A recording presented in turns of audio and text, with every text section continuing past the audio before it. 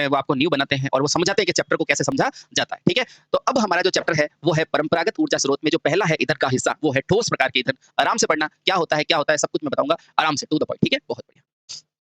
तो अब हमारा टॉपिक जो है वो है ठोस ईंधन। ए भैया, ठोस ईंधन। क्या होता है सर ये ठोस ईंधन? बिल्कुल बताऊँगा, डोंट वरी। अच्छा, आप में से पेट्रोल भरा है किसी ने? आप कहोगे क्या बात कर रहे हो सर सबने भरा है। अरे पेट्रोल कैसा होता है भैया? तो आप कहोगे द्रव होता है। तो मैं कहूँगा आप समझदार हो। अब मैं कहूँगा अच्छा गैस की टंकी है आपके पास? तो आप कहोगे हाँ है। उसमें क्या होती है? गैस होती है। मैं कहूँगा बहुत समझदार हो। फिर मैं कहूँगा अपन ने पहले बेटा अपन क्या करते थे? कोयले पे रोटी वगैरह बनाते थे ना? आप कहोगे हाँ, तो कोयला क्या है? ठोस है। बहुत बढ़िया, तो यही है। तो लिखो ठोस ईंधन। तो क्या लिखोगे ठोस ईंधन? तो लिखना ज्वलनशील पदार्थ यानी कि जलने वाले पदार्थ। तो पहले लिखो बेटा ईंधन। ईंधन क्या होते हैं? तो लिखना वास्तव में ज्वलनशील पदार्थ को ज्वलनशील यानी कि जलने योग्य है ना? योग्य पदार्थ क्या होते हैं बेटा? ईंधन होते हैं। ईंधन कह लो या ईंधन कह लो, है ना? ईंधन होते हैं, ठीक है? अतः मैं कह सकता हूँ वे ज्वलनशील पदार्थ जैसे कि लकड़ी, कोयला ये सब क्या होते हैं बेटा? ठोस ईंधन कहलाते हैं, ठीक है? अतः ज्वलनशील पदार्थ अतः ज्वलनशील पदार्थ जैसे क्या-क्या बेटा? लकड़ी, कोयला, है ना? आदि ये सारे क्या कहलाते हैं? ठोस पदार्थ कहलाते हैं, ठीक है? हाँ, लकड़ी, कोयला आदि ठोस ईंधन कहलाते हैं। क्योंकि क्योंकि इनकी मूल प्रकृति ठोस होती है। इनकी मूल प्रकृति जो देखने में जो प्रकृति होती है ना वो मूल प्रकृति कैसी होती है बेटा? ठोस होती है। ठोस होती है। क्या समझ पा रहे हैं? आप कहेंगे यस सर समझ पा रहे हैं। क्या होती है? ठोस होती है। बोलो सही, आप कहेंगे बिल्कुल सही। ठीक है? अब याद रखना बेटा। अब मुझे बताओ आपने लकड़ी को खुले में रखा है? आप कहोगे रख सकते हैं, बहुत बढ़िया। क्या कोयले का ढिग लगते देखा है? लगते हैं। तो बेटा ध्यान रखना ठोस को खुले स्थान पे रखा जा सकता है। तो लिखो बेटा अगला। अगली प्रॉपर्टी क्या लिखोगे इसमें? बहुत आसानी से आपने लकड़ी को भी देखा है, ईंधन को भी लिखा है, तो अब क्या लिखोगे? तो देखना बेटा इस प्रकार के ईंधन का भंडारण खुले स्थान पर किया जा सकता है। इस प्रकार के ईंधन का भंडारण यानी कि स्टोर कहाँ हो सकता है बेटा? खुले स्थान पर किया जा सकता है। खुले स्थान पर किया जा सकता है ना? किया जा सकता है। बेटा हर पॉइंट इंपॉर्टेंट है, ध्यान रखना।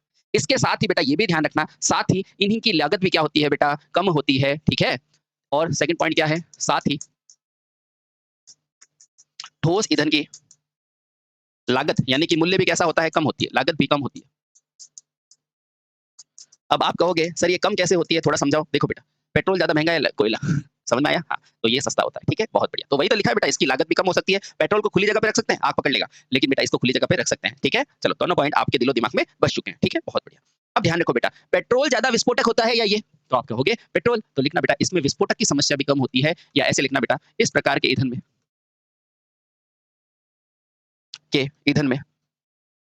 किसकी समस्या कम होती है? तो विस्फोट की समस्या भी कम होती है। विस्फोट यानी कि फटना, है ना? विस्फोट की समस्या भी क्या होती है? भी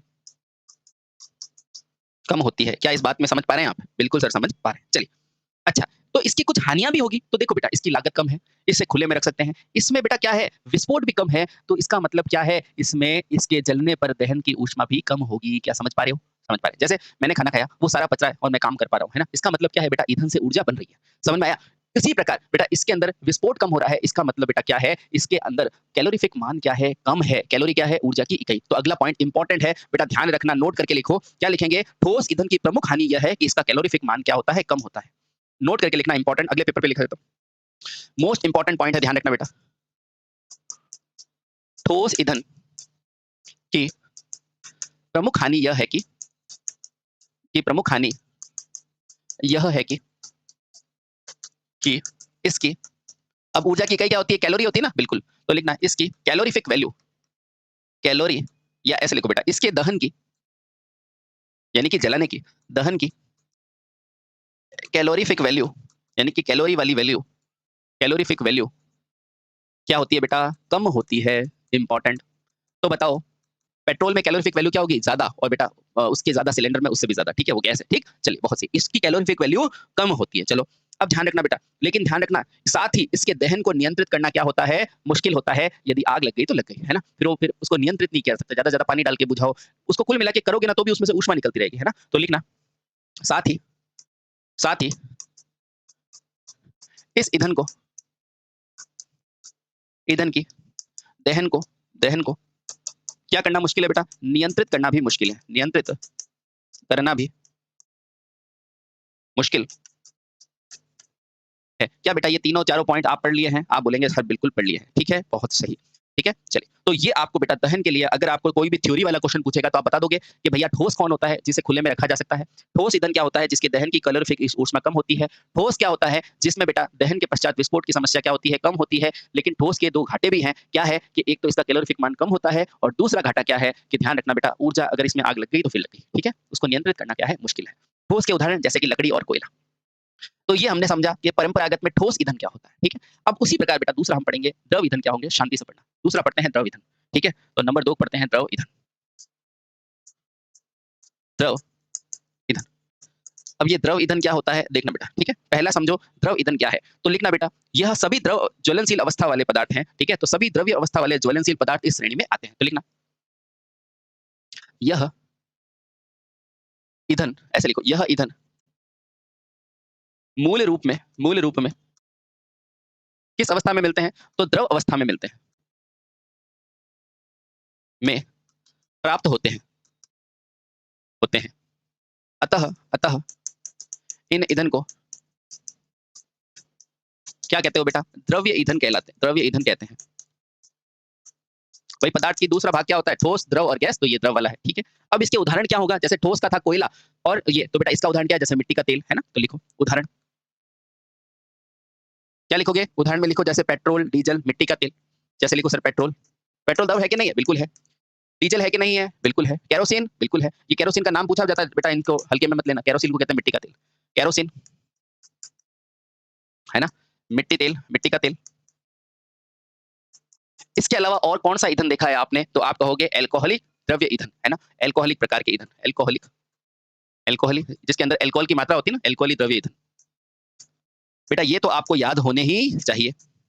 बोलो अभी तक आपको कोई टफ लगा, आप कहोगे नहीं सर बिल्कुल टफ नहीं है, ठीक है, बहुत सही।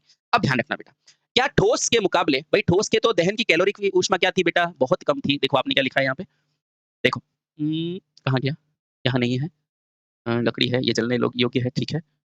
देखो हाँ, यहाँ आपने क्या लिखा है, खुली जगहों पे, ठीक है। ये देखो क्या लिखा बेटा, ठोस प्रकार के ईंधन की प्रमुख हानि यह है कि इसकी कैलोरीफिक ऊष्मा क्या होती है बेटा, कम होती है। तो बताओ ठोस से ज्यादा होगी कि नहीं इसकी। भैया 1 किलो कोयला ले लो, 1 किलो पेट्रोल ले लो, ज्यादा एनर्जी कौन देगा, तो आप कहोगे एनर्जी कौन देगा भैया, पेट्रोल, क्यों, क्योंकि द्रव है। समझ में आया। तो इसका मतलब ये ठोस के मुकाबले द्रव की कैलोरीफिक ऊर्जा क्या होती है, ज्यादा होती है। तो यही तो लिखना है और यही बेटा एग्जाम में क्वेश्चन भी आता है, तो ध्यान रखना द्रव ईंधन का कैलोरीफिक मान ठोस की अपेक्षा क्या होता है, अधिक होता है। तो नोट करके लिखना, याद रहे।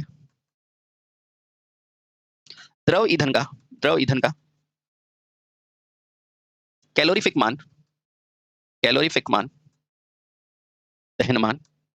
दहन ऊष्मा का मान किससे ज्यादा होता है बेटा, ठोस ईंधन से अधिक होता है, ठोस ईंधन से ज्यादा होता है। ये बहुत इंपॉर्टेंट पॉइंट है बेटा, आसान है, आपको पता है, ज्यादा होता है।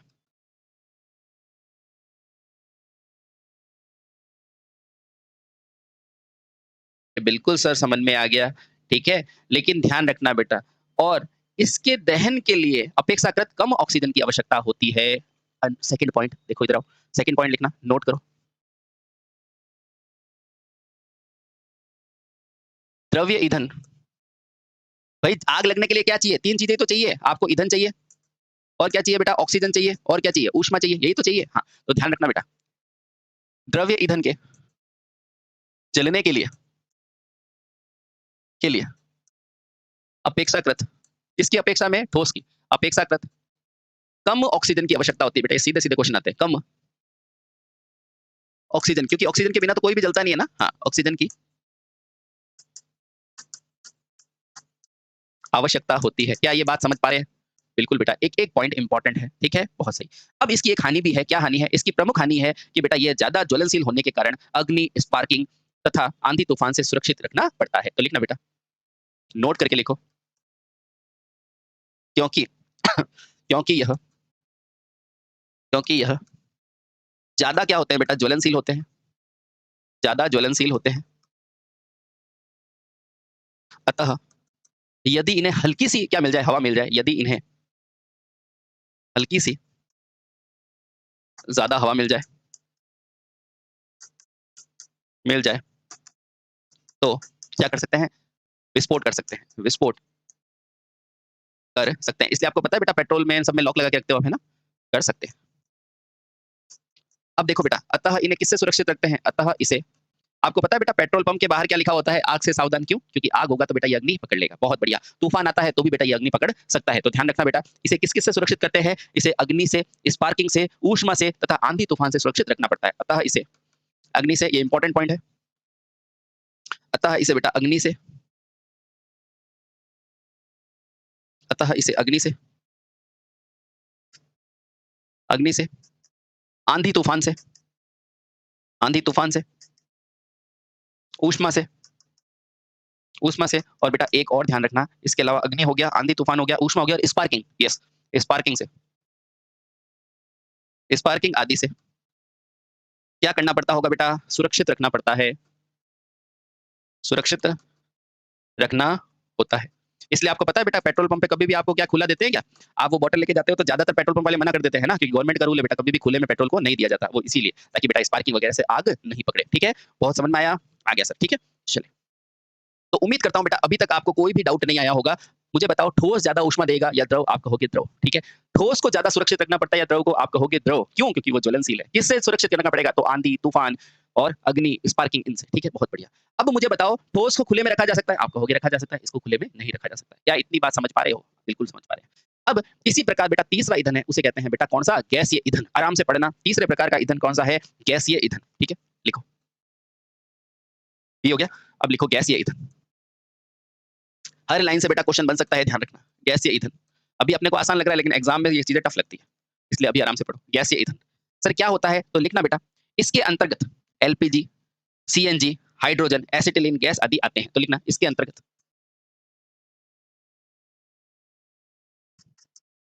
क्या क्या आते हैं, तो ध्यान रखना बेटा, सबसे पहला नाम आता है एलपीजी। बेटा इसकी फुल फॉर्म पूछी जाती है, तो लिखना एल फॉर क्या होता है बेटा, लिक्विफाइड। क्या होता है, लिक्विफाइड। बेटा इसको कभी भी लिक्विड मत कहना, लिक्विफाइड है, क्या है बेटा, लिक्विफाइड, ठीक है। और पी से क्या होता है, पेट्रोलियम। और ध्यान रखना बेटा, जी से क्या होता है, गैस। अगर बेटा हिंदी में नाम पूछे तो लिक्विफाइड का हिंदी में नाम क्या होता है, द्रवित। पेट्रोलियम का नाम होता है पेट्रोलियम, और गैस का नाम गैस, ठीक है सर। और इसके एग्जांपल, तो दूसरा देखो बेटा, सीएनजी, नाम सुना हुआ है सीएनजी, बिल्कुल सर, सीएनजी का नाम सुना हुआ है, ठीक है। अच्छा, सीएनजी का नाम क्या होता है, तो बेटा इसका नाम होता है compressed, compressed natural, natural, natural gas, ठीक है सर। इसका हिंदी में नाम पूछे तो बेटा, हिंदी में अगर आपको पूछे तो कंप्रेस का मतलब किसी चीज को दबाना, यानी कि संपीड़ित करना। क्या नाम है बेटा, संपीड़ित प्राकृतिक गैस, ठीक है। एक चीज बेटा मेरे कहने से आप याद रखो, क्या याद रखेंगे सर, ध्यान रखना बेटा, अगर कभी कभी जैसे एग्जाम का पैटर्न चेंज हो रहा है ना, तो एलपीजी के बेटा दहन की ऊष्मा भी पूछ सकता है। तो याद रखना बेटा, इसकी दहन ऊष्मा जो होती है ना, दहन ऊष्मा, इसकी बेटा एलपीजी है ना, यानी कि एलपीजी, या इसकी आप रहने दो, दहन की ऊष्मा की इकाई पूछा जाता है ना, दहन ऊष्मा इकाई, तो बेटा हमेशा क्या होती है, किलो जूल प्रति किलोग्राम होती है, ठीक है। ये थोड़ी सी चीजें ध्यान रखो, क्या पता पूछ ले, ठीक है। हाँ। तो पहला क्या होगा, एलपीजी, इसका नाम पूछा जाता है, तो लिक्विफाइड पेट्रोलियम गैस, यानी कि द्रवित पेट्रोलियम गैस। एक हो जाएगा कंप्रेस्ड नेचुरल गैस, यानी कि संपीड़ित प्राकृतिक गैस। इसके अलावा क्या होता है, जैसे कि बेटा अपने को भविष्य का ईंधन क्या है, हाइड्रोजन, तो बेटा ये भी तो गैस है। तो तीसरा लिखो बेटा हाइड्रोजन, तीसरा क्या लिखोगे, हाइड्रोजन। और ध्यान रखना बेटा, हाइड्रोजन को क्या कहा जाता है, हाइड्रोजन को ही भविष्य का ईंधन कहा जाता है, का ईंधन कहते हैं। और ध्यान रखना बेटा, चाइना में तो ऐसी गाड़ियां बन चुकी है जो हाइड्रोजन से चलती है ना। हाँ, तो अब धीरे धीरे अभी इसका टाइम आ रहा है, ठीक है, चलो। उसके अलावा क्या होती है, उसके अलावा हाइड्रोजन के अलावा कौन कौन सी गैस देखी है, तो बेटा अपन को पता है, आजकल विस्फोटक अगर हम एक गैस फटते हैं, उस गैस को क्या कहते हैं, एसिटिलीन गैस, एसिटिलीन गैस। फलों को पकाने के लिए गैस यूज में लेते हैं ना, एसिटिलीन गैस, उसके अलावा और कौन सी गैस आती है, जैसे कि CO2 है ना? भैया अपने को चलाने के लिए ऑक्सीजन चाहिए, तो पेड़ पौधे कौन सी लेते हैं, कार्बन डाइऑक्साइड, तो वो भी तो गैस है ना? तो इसके अलावा और कौन सी होती है, हाइड्रोकार्बन गैस। कौन सी होती है बेटा, हाइड्रोकार्बन गैस। हाइड्रोकार्बन क्या है भैया, कार्बन और हाइड्रोजन से मिलके, है ना? हाइड्रोकार्बन गैस, जैसे कि मीथेन वगैरह, है ना? इत्यादि आदि। क्या ये सारे एग्जाम्पल बेटा एग्जाम में आ जाए तो आप बता दोगे ये कौन से हैं? तो ये क्या है बेटा, गैसीय प्रकार के ईंधन है, यानी कि इनसे गैसीय माध्यम में मुझे ईंधन प्राप्त हो सकता है। क्या ये चीज आप बता देंगे? आप कहोगे सर बिल्कुल बता देंगे, ठीक है।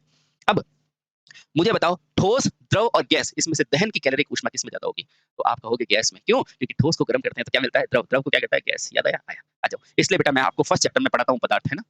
अगले लिखना बेटा, याद रहे गैस या ईंधन की दहन ऊर्जा क्या होती है बेटा, सर्वाधिक होती है, सर्वाधिक होती है। क्या ये बात बता पाएंगे? बिल्कुल सही है। गैस की दहन ऊर्जा क्या होती है, सर्वाधिक होती है, या इस प्रकार के की कैलोरीफिक मान भी क्या होता है, अधिक। ये भी आ सकता है, तो लिखना बेटा, अतः गैसीय ऊर्जा का, ये ध्यान रखना बेटा, ये जो जे लिखा है ना, इसका मतलब है जूल, है ना? और के का मतलब है किलो, ध्यान रखना, ठीक है? मैं लिख देता हूँ, के का मतलब किलो और ये है जूल, ठीक है? और नीचे केजी का मतलब क्या है, इसका मतलब तो यही किलो, और ये है बेटा ग्राम। गैसीय ऊर्जा का कैलोरीफिक मान, यानी कि ऊष्मीय मान, कैलोरीफिक मान भी क्या होता है बेटा, अधिक होता है। क्या इन बातों को आप समझ पा रहे हैं? आप कहेंगे हाँ सर 100% हम समझ पा रहे हैं। मुझे बताओ, इसका दहन कैसा होता है? बेटा इसका दहन बहुत आसान होता है, ठीक है? और दहन के बाद बहुत कम राख शेष बचती है। नोट करके लिखना बेटा। इसलिए बेटा आपको पता है गैसों को किस में रखते हैं? ये लोहे के सिलेंडर्स में रखते हैं, अपन घर पे देखते ही हैं कितना भारी सिलेंडर होता है, बिल्कुल। गाड़ियां चलाते हैं, है ना? तो बेटा जहां पे भी ये यूज होता है उसका सिलेंडर बहुत भारी होता है, ठीक है? तो ध्यान रखना। नोट, क्योंकि यह गैस या ईंधन बहुत ही ज्यादा ज्वलनशील होता है, बहुत ही ज्यादा ज्वलनशील होता है, यानी कि जलने योग्य होता है, ज्वलनशील होता है। अतः इन इन ईंधन को दहन करना बहुत आसान होता है। अतः इसका दहन क्या होता है बेटा, बहुत आसान होता है। देखो आप अपने थोड़ा सा रेगुलेटर खोलोगे और फिर लाइटर चलाते हो, ठक ठक 1 मिनट में चल जाता है ना? चलती है कि नहीं आपके सामने? बिल्कुल, तो आसान होता है, दहन बहुत आसान होता है। अब मुझे ये बताओ, मान लो बेटा ये आपकी गैस की टंकी है ना? ये आपकी गैस की टंकी है, ठीक है? इससे बेटा आपके गैस से आपने खाना बनाया, है ना? ये अपना क्या है बेटा, ये जल रहा है, ठीक है? हाँ। अब जब आपका खाना बन गया, बेटा खाना बनने के बाद यहाँ कुछ राख रहती है क्या? भाई ईंधन ईंधन बनने के बाद तो नीचे राख रहनी चाहिए, तो इसमें राख नहीं रहती, तो लिखना बेटा आसान होता है। तथा ईंधन जलने के बाद, ईंधन जलने के बाद इसमें इसमें क्या शेष नहीं रहती बेटा, इसमें राख नहीं बचती, राख नहीं, राख को क्या बोलते हैं बेटा, एस, है ना? राख नहीं बचती। ये सारे इंपॉर्टेंट पॉइंट है बेटा, बचती है ना? हम देखते हैं ना बेटा, इसको जलने के बाद यहाँ पर राख वगैरह कुछ नहीं होती, ठीक है? डायरेक्ट जला और ईंधन की मिल गई एनर्जी, ठीक है? बहुत सही।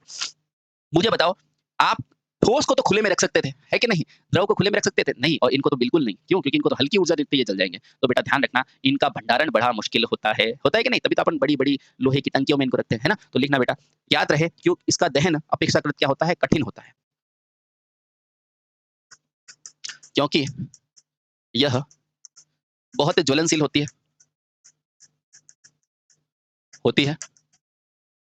अतः इसका भंडारण, इसका भंडारण यानी कि स्टोर बहुत कठिन होता है, बहुत कठिन होता है, ठीक है? हाँ।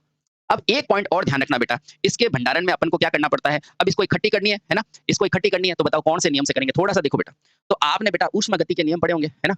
ऊष्मा गति का नियम पढ़ा था बेटा, उसके अंदर एक चार्ल्स का नियम था कि नहीं? अच्छा, एक गेलू-साक का नियम था, हाँ, और एक क्या था बेटा, बॉयल का नियम। तो जो एक गेलू-साक का नियम था ना, गेलू-साक का नियम क्या बोलता था? ये गेलू-साक का नियम ये बोलता था, इसमें अपन को गेलू-साक ने क्या किया था बेटा, आयतन समानुपाती किया था, है ना? इसलिए बेटा इसको गैस में नहीं रखते, इसके दाब को बढ़ाकर बेटा क्या किया जाता है, इसे द्रव में परिवर्तित किया जाता है, ठीक है? इसको भरने के लिए इसमें जैसे-जैसे बेटा दाब बढ़ाएँगे ना, हाँ, तो बेटा क्या होगा, इसका आयतन क्या हो जाएगा, परिवर्तित होके क्या हो जाएगा, कम होता है, और बेटा उसको अपन टंकियों में स्टोर कर सकते हैं, ठीक है? अभी सिंपल ये समझो, है ना? ठीक है? अतः इसके भंडारण के लिए इसके दाब बढ़ाकर इसे जल में परिवर्तित किया जाता है, ठीक है? अतः ये इंपॉर्टेंट है बेटा, ध्यान रखना। अतः गैसीय ईंधन को भंडारित करके, भंडारित करने के लिए यानी कि स्टोर करने के लिए, बहुत इंपॉर्टेंट पॉइंट है बेटा, फिर से कह रहा हूँ बहुत इंपॉर्टेंट पॉइंट है, कोई नहीं लिखा था ये, ध्यान रखना। अतः गैस ईंधन को भंडारित या स्टोर करने के लिए, गैस ईंधन को भंडारित या स्टोर करने के लिए, गैस ईंधन को भंडारित या स्टोर करने के लिए पहले दाब बढ़ाकर, दाब बढ़ाकर, दाब बढ़ाकर क्या किया जाता है, पहले इसे द्रव में परिवर्तित किया जाता है, इसे द्रव में परिवर्तित किया जाता है, ठीक है। दाब बढ़ाकर पहले क्या करोगे, अभी मैं समझाऊंगा बेटा ना। दाब बढ़ाकर पहले इसे क्या करोगे बेटा, द्रव में परिवर्तित किया जाता है। साथ ही बेटा दाब जरूरत से अधिक नहीं किया जा सकना चाहिए, ठीक है। परिवर्तित किया जाता है और इसी परिवर्तित द्रव को क्या किया जाता है बेटा, सिलेंडर में भरा जाता है, तथा इसी परिवर्तित द्रव को, भैया हवा में उड़ती है गैस, कैसे भरोगे, तो इसको क्या करना है, आयतन कम किया जाना चाहिए, मैं भी समझाऊंगा आपको, है ना। सिलेंडर में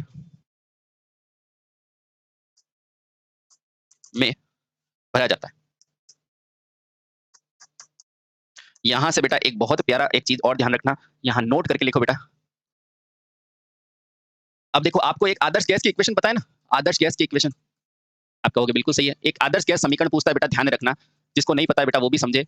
एक समीकरण होती है जिसमें बेटा क्या होता है, पीवी बराबर एनआरटी। अभी सिंपल बेटा समझो, ठीक है, बहुत सही। अब सुनना, इसमें एन क्या होती है बेटा, ये एन होता है मोल की संख्या।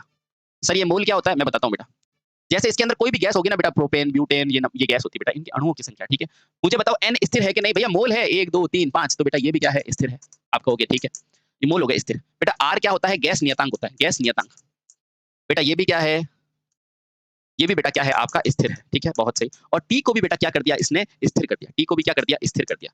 तो मैं ये कह सकता हूँ बेटा, जब एन स्थिर है, आर स्थिर है, टी स्थिर है, तो यहां से मैं कह सकता हूँ ये पी क्या होता है बेटा, दाब, और ये क्या होता है बेटा, आयतन। आप अगर गौर से देखोगे तो बेटा अब आपके पास क्या बचा है, फाइनली बचा है पीवी बराबर स्थिर, है ना, बहुत बढ़िया। क्या मेरी बात इतनी समझ पाए हो क्या, एक बार के लिए समझ लो, ठीक है, बहुत बढ़िया। अब देखो इसको मैं क्या लिख सकता हूँ, पी बराबर स्थिर यानी कि कांस्टेंट, बट्टे में क्या आ जाएगा बेटा, वज्र गुणा करोगे तो वी। क्या ये बात भी समझ पा रहे हो क्या, आप कहोगे हाँ। अब इधर आओ बेटा, अब देखो हवा में उड़ती रहती है गैस, तो है ना, तो हवा में बेटा इसका आयतन कितना ज्यादा है, इस आयतन को मुझे कम करके, ये अभी गैस में है, मुझे बेटा गैस से इसको किसमें बदलना है। देखो बेटा आराम से देखना, है ना, यहाँ तक आपको समझ में आ गया, बहुत बढ़िया। अब देखो बेटा, ये गैस तो यूं हवा में उड़ती रहती है ना, तो गैस का आयतन देखो बेटा बहुत ज्यादा है, इसको मुझे बदल के किसमें बदलना है, पानी में बदलना है। किसमें बदलना है बेटा, पानी में बदलना है, यानी कि द्रव में बदलना है। ये अभी क्या है, ये अभी क्या है, गैस है, हवा में उड़ रही है, और इसका आयतन बेटा बहुत ज्यादा है। इसको द्रव में बदलने के लिए बेटा इस आयतन को क्या करना पड़ेगा, कम करना पड़ेगा। तभी तो जाके बेटा ये द्रव, अपन नहीं कहते बेटा ये द्रव जाके इस सिलेंडर के अंदर चला जाएगा।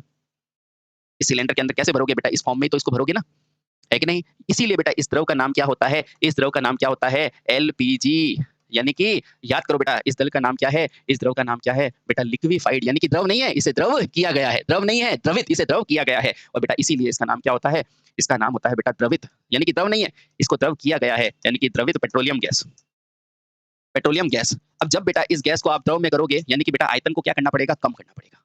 समझ में आया। अब देखो इधर आओ, ये आयतन बेटा कब कम होगा, जब मेरा प्रेशर बढ़ेगा। तो बेटा यही तो मैंने लिखाया था कि देखो गैस को ईंधन को भंडार करने के लिए पहले दाब को बढ़ाया जाता है, फिर दाब बढ़ने से बेटा ये द्रव में बदलता है, और इसे आप कहाँ डालोगे, सिलेंडर में। समझ में आया, आया।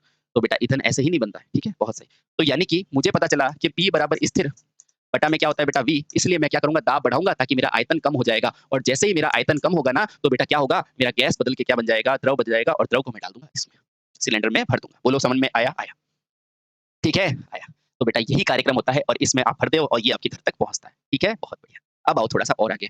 मैंने बेटा आपको एक इंपॉर्टेंट चीज बताई थी, आपको याद हो तो, फर्स्ट चैप्टर के अंदर मैंने आपको एक छोटी सी चीज बताई थी, जब मैंने बोला था हर चैप्टर में इसका यूज होगा। मुझे बताओ पदार्थ की कितनी अवस्था होती है, 30, यानी कि ठोस। ये क्या है बेटा, ठोस ईंधन। ठोस किसमें बदलता है, तो आप कहोगे बेटा ठोस बदलता है गैस में, और गैस बदलता है बेटा, ओहो, ठोस बदलता है द्रव में। किसमें बदलता है बेटा, द्रव में, और द्रव बदलता है फिर गैस में। क्या ऐसे ही बदल जाता है, नहीं भैया, ठोस आपने फ्रिज से बर्फ निकाला, बाहर आया, तो बेटा उसको क्या मिली, ऊष्मा मिली, यानी कि बेटा जब इसको ताप मिलता है ना, तब जाके द्रव में बदलता है, और इसमें भी ताप होगा तो बेटा द्रव में बदलेगा। तो मुझे यहाँ से बताओ कि अगर इसके पास एक्स टेम्परेचर था, एक्स तापमान था, तो बेटा इसके पास कितना होगा, तो आप कहोगे एक्स तो है ही, उसके अलावा बेटा ये टी तापमान भी होगा। आया समझ में, आया। अब बेटा इसके पास x प्लस टी तो है ही, इसके अलावा बेटा ये जो तापमान बढ़ाया ना ये भी लोगे, यानी कहना क्या चाहते हो, इधर आओ बेटा। तो मैंने आपको गणितीय रूप में समझा दिया कि मान लो बेटा ये आपके पास ईंधन है, तो अगर इसके पास बेटा x ही था तो इसके पास कितना हो जाएगा, इसके पास x ही था मान लो, इसके पास बेटा x ही था, तो बेटा ध्यान रखना, एक मिनट रुको, ये कंफ्यूज करेगा इसलिए हटा दो इसको। अरे चलो छोड़ो कोई बात नहीं, अगर ये यहाँ x ही था है ना, कोई बात, अगर यहाँ पर ये x ही था तो इस x का जब आपने तापमान बढ़ाया तो बेटा ये क्या बन गया, तो ये क्या बन गया बेटा, जैसे ही x का अगर t टेम्परेचर आपने बढ़ा दिया, x का अगर आपने टेम्परेचर बढ़ाया तो बेटा x प्लस टी है, तो देखो गौर से बेटा इसके पास x टेम्परेचर था, ये क्या है तापमान, ये क्या है बेटा ठोस है ना, तो इसके पास कितना हुआ, इसके पास x प्लस टी हुआ, और इसके पास क्या हुआ बेटा x प्लस टू टी। आप खुद ही बता दो बेटा किसके पास ऊर्जा ज्यादा होगी, जिसके पास तापमान ज्यादा होगा इसलिए ऊर्जा ज्यादा होगी, इसीलिए बोला जाता है बेटा गैस क्या होता है, ज्यादा ज्वलनशील होता है। तो बताओ बेटा पहले चैप्टर के अंदर जो आप पढ़ते हो ठोस द्रव गैस, बेटा वो इसका आधार है कि नहीं, बिल्कुल है बेटा, ध्यान रखना। इससे कम ज्वलनशील कौन सा होता है ये, और सबसे कम ज्वलनशील कौन सा होता है ये, कम ज्वलनशील। और बेटा यही कारण है कि खुले जगह पर बेटा इसे कहाँ रख सकते हैं, खुले जगह पर रख सकते हैं, खुले जगह पर रख सकते हैं, इसे खुले जगह पर नहीं रख सकते और इसे भी नहीं रख सकते। समझ में आया, क्योंकि उनके पास ऊर्जा बहुत ज्यादा है। और देखो बेटा ईंधन है ना, या ऐसे रखो बेटा ऑक्सीजन की आवश्यकता, देखो ऑक्सीजन, बेटा ऑक्सीजन क्या करता है, चीजों को जलाने के लिए काम में आता है ना, हाँ। तो देखो बेटा इसको बहुत ज्यादा ऑक्सीजन की जरूरत होगी, और इसको बेटा जलने के लिए मध्यम की जरूरत होगी, और बेटा इस प्रकार के ईंधन को जलने के लिए बहुत कम ऑक्सीजन की जरूरत होगी। बेटा ये वो खूबसूरत पॉइंट है जो आपके लिए एक बहुत बढ़िया और नींव के पत्थर साबित होंगे। ठीक है, बहुत सही, क्या आप समझ पा रहे हैं, यानी कि बेटा हर चीज का आधार आपके प्रारंभिक मूलभूत विज्ञान है। ठोस बदलेगा द्रव में, द्रव बदलेगा गैस में, कैसे बदलेगा तापमान के। अब देखो ज्वलनशील भी आप बता सकते हो कि नहीं, हाँ। तो ये क्या पढ़ा बेटा अपन ने, परंपरा के बारे में। अब बेटा एक स्रोत और होता है, उसे कहते हैं अपरंपरागत ऊर्जा स्रोत, यानी कि नॉन कन्वेंशनल ऊर्जा स्रोत। थोड़ा सा अपन पढ़ते हैं बेटा, है ना, उसके बाद हम आगे चलेंगे। ठीक है, अब पढ़ते हैं दूसरा इंपॉर्टेंट, परंपरा समझ में आ गया, बहुत बढ़िया। अब पढ़ेंगे बेटा अपरंपरागत ऊर्जा स्रोत, है ना, फिर उसकी विधियां। ठीक है, तो अपना पहला पड़ाव कंप्लीट हो गया बेटा। दूसरे पड़ाव के अंदर हम पढ़ेंगे अपरंपरागत ऊर्जा स्रोत। अपरंपरागत ऊर्जा स्रोत बेटा बेहद आसानी से और धीरे धीरे पढ़ना, बहुत इंपॉर्टेंट है। अब मुझे बताओ परंपरा को वापस बना सकते थे क्या, नहीं, इन्हें वापस बना सकते हैं। तो लिखना बेटा इस प्रकार के ऊर्जा स्रोत का पुनः उपयोग किया जा सकता है, इस प्रकार के ऊर्जा स्रोत का एक बार उपयोग के बाद भी पुनः उपयोग में लिया जा सकता है। स्रोत को एक बार ऊर्जा के बाद भी पुनः उपयोग में लिया जा सकता है। क्या बेटा इसके अंदर कोई भी परेशानी आई, नहीं सर इतना आसान चैप्टर है, बिल्कुल आसान है बेटा, है ना, पहला क्लियर हो गया, बिल्कुल सकता है, बहुत बढ़िया। अगला देखो बेटा, वर्तमान परिप्रेक्ष्य में सरकार द्वारा अपरंपरागत ऊर्जा स्रोतों को बेटा बढ़ावा भी दिया जा रहा है। क्यों, क्योंकि बेटा इससे क्या होता है, इससे पर्यावरण को नुकसान भी कम होता है। तो लिखना बेटा, नोट करके लिखना बेटा, क्योंकि इस प्रकार के ऊर्जा स्रोतों से किसको नुकसान कम होता है बेटा, पर्यावरण को नुकसान भी कम होता है, पर्यावरण को नुकसान भी कम होता है। अतः वर्तमान परिप्रेक्ष्य में यानी कि वर्तमान स्थिति में सरकारों द्वारा इसके उपयोग को बढ़ावा भी दिया जाता है। बेटा आपको ये पता है आजकल ये बहुत इंपॉर्टेंट है, रिन्यूएबल एनर्जी जो मैं पढ़ाऊंगा, ठीक है, बढ़ावा दिया जाता है। इसका कारण क्या है, इसके अंदर बेटा देखो पेट्रोल हो चाहे आप कोई भी हो ईंधन हो, बेटा उसके अंदर क्या होगा, हानिकारक गैसें निकलेगी, इसके अंदर इस तरह की समस्या नहीं होती। ठीक है, तो क्यों, क्योंकि इसमें पर्यावरण को नुकसान क्या होता है, बहुत कम होता है। ठीक है, बहुत सही। और क्या है बेटा, तो ध्यान रखना बेटा, इसे क्या कहते हैं, अपरंपरागत को क्या कहते हैं, नवीकरणीय ऊर्जा स्रोत भी कहते हैं, क्योंकि इस ये भविष्य में खत्म होने का भय नहीं होता है। तो लिखना बेटा, क्योंकि क्या लिखोगे, क्योंकि इस प्रकार के ऊर्जा स्रोतों में क्योंकि इस प्रकार के ऊर्जा स्रोतों का ऊर्जा स्रोतों के भविष्य में भैया परंपरागत तो खत्म हो सकते हैं ना, ये नहीं हो सकते है ना भविष्य में। अब क्यों नहीं है मैं बताऊंगा आपको, है ना, में खत्म होने की संभावना, स्रोतों की भविष्य में खत्म होने की संभावना क्या होती है बेटा, लगभग शून्य होती है, लगभग शून्य होती है। लगभग क्या होती है बेटा? शून्य होती है ना? या कह सकते हैं बेटा होती ही नहीं है, ठीक है? लगभग क्या होती है बेटा? भविष्य में समाप्त होने की संभावना शून्य होती है। अतः इन्हें क्या कहते हैं बेटा? नवीकरणीय नवीकरणीय यानी कि नया बनाने वाली, है ना? नवीकरणीय ऊर्जा स्रोत भी कहते हैं। ऊर्जा स्रोत भी कहते हैं। अब आप कहोगे सर ऐसा कौन मार्केट में आ गया जो कभी कभी जिंदगी में खत्म ही नहीं होगा? तो मैंने बोला सूर्य भगवान को देखा है कभी? आप कहोगे देखा है। मैं कहूंगा समुद्र को देखा है? आपने तो बोला देखा है। बेटा समुद्र यहाँ से बहेगा तो कहीं और जाके रहेगा, रहेगा तो सही। सूर्य भगवान यहाँ है तो कहीं और रहेंगे, रहेंगे तो सही। इसलिए सूर्य बेटा क्या है? नवीकरणीय ऊर्जा स्रोत है, अपरंपरागत ऊर्जा स्रोत है। समुद्र, टाइडल, ये सारे क्या है? नवीकरणीय ऊर्जा स्रोत है। बहुत बढ़िया। तो लिखना बेटा इसका उदाहरण लिखो, जैसे सूर्य, पवन, बायोमास। उदाहरण लिखना बेटा, जैसे सूर्य द्वारा, सूर्य, है ना? और हवा चलती है ना, पवन। फिर आपको पता है बेटा जैसे वो है, गाय है तो बेटा उनका वेस्ट निकलता है और वो हमेशा जैसे बायोमास, बायोमास लोग आते रहेंगे, मरते रहेंगे और उसका क्या होता है बेटा? खपत वगैरह उससे, है ना? उसके अलावा देखो जब ये लोग कुछ खाने को यूज़ करते हैं तो बेटा उससे क्या बनता है? कूड़ा-करकट, तो उससे भी ऊर्जा बनती है। बहुत बढ़िया। तो बेटा ये भी क्या है? अपरिहार्य रूप से रहेगा कूड़ा-करकट, कूड़ा-कचरा।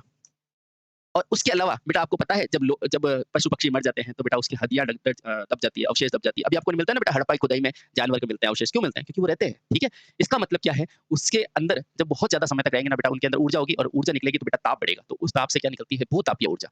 तो एक एग्ज़ाम्पल और लिखो बेटा, भूतापीय ऊर्जा। इत्यादि। उम्मीद करता हूँ कि बेटा मैंने आपको बहुत ही अच्छे तरीके से दोनों चीज़ें क्लियर की होगी कि नवीकरणीय ऊर्जा क्या होती है और अनवीकरणीय ऊर्जा क्या होती है। मैं थोड़ा-सा रिवाइज़ कर देता हूँ कि वे ऊर्जा स्रोत जिसका भविष्य में संभावना खत्म होने की बहुत कम होती है या लगभग शून्य होती है, उन्हें नवीकरणीय कहते हैं, यानी कि अपरंपरागत करते हैं। शॉर्ट में बताऊँ? आपने गाड़ी चलाई है, हाँ सर, पेट्रोल से चलती है। आपके पिता ने भी गाड़ी चलाई है, पेट्रोल से चलती है। तो ये क्या है? परंपरा से होते हुए आ रहा है। तो पेट्रोल क्या है? परंपरागत खत्म। आपने सोलर लाइट यूज़ की है, बिल्कुल की है। पिता ने भी की है, क्या दादाजी ने की थी? नहीं, उस समय थी ही नहीं। तो बेटा जो चीज़ पहले थी ही नहीं और उससे आप ऊर्जा स्रोत बना रहे हो, तो उसे क्या कहोगे? उसे कहोगे अपरंपरागत ऊर्जा स्रोत, ठीक? अब उसके बाद द्रव क्या होते हैं, ठोस क्या होते हैं, मैंने आपको बहुत अच्छे से आपको समझा दिया। सबसे ज़्यादा कौन जलेगा? तो क्यों जलेगा? बेटा उसका भी एग्ज़ाम्पल आपको इस वीडियो के अंदर मिल गया है। मिल गया कि नहीं मिल गया? ठीक है। अब अगले वीडियो में जब आपने विद्युत के बारे में पढ़ा, अब उसके ईंधन के बारे में पढ़ लिया, अब अपन पढ़ेंगे कि भाई साहब, अब आपको ईंधन दे दिया, अब निर्माण करो हमारी शक्ति। तो अब अगले वीडियो में विद्युत के निर्माण की शक्तियों को पढ़ेंगे कि कैसे-कैसे कर सकते हैं, डीज़ल, थर्मल ये सारी चीज़ें, ठीक है? तो यूँ ही नहीं मिलती राही को मंज़िल, एक जुनून सा दिल में जगाना पड़ता है। पूछा नन्ही चींटी को कैसे बना ताशियाना, उसने बोला तिनका-तिनका उठाना पड़ता है। तो प्यारे साथियों ये वही तिनके हैं जो आपकी सफलता में नींव के पत्थर बन सकते हैं, ठीक है? तो बस हँसते रहें, मुस्कुराते रहें और बोलो आराम से हो जाएगा, ठीक है? बाय-बाय।